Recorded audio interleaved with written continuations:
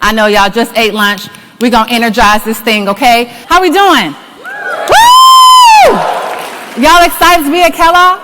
Yeah. All right.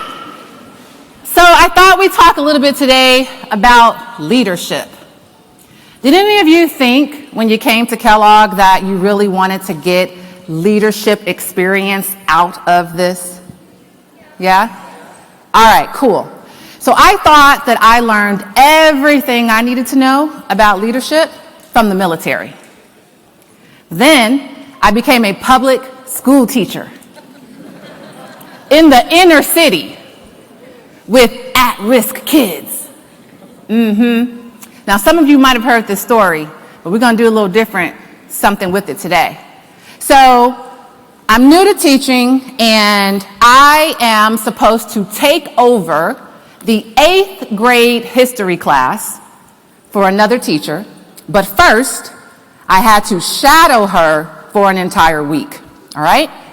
So I show up to the classroom, and she gives me the lay of the land. So the first thing she does is she points to the girl sitting in the front row, and she says, this is Darlene. She's special education. We just changed her grades at the end of the semester.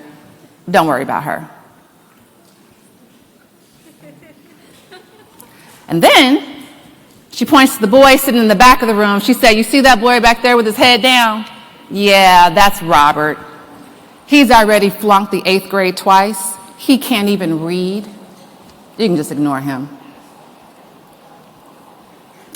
Then she gave me more student profiles. And then she proceeded to teach history, which to her meant to just stand in front of the classroom and read from the history book. And I'm thinking, well, no wonder the kids are asleep. I'm nodding off. But what I was really thinking is, man, I cannot wait to take over this classroom. And I did things a little bit differently. So the first test that I gave the students, all the students, including Darlene, was really hard. And so I saw Darlene in the hallway afterwards. And I said, Darlene, you want to know what you got on your test? And she looked terrified. And she said, yes. And I said, you got an A.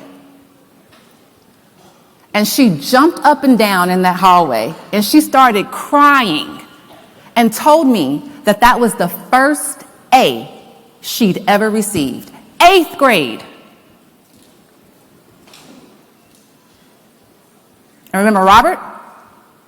Okay, well, turns out not only could Robert read, he was actually the smartest kid in the class. And when he got engaged, it spread like wildfire. He got competitive about getting the best grades, and that gave his peers permission to be smart. Robert made smart cool. Most popular kid in the school. Yeah. Now, make no mistake about it. This is not a story about teachers and students. This is a story about leadership, about power. Okay? Because leadership is not a certificate, it's not a title, it's not a promotion. So then what is leadership? Well, we're going to talk about that today.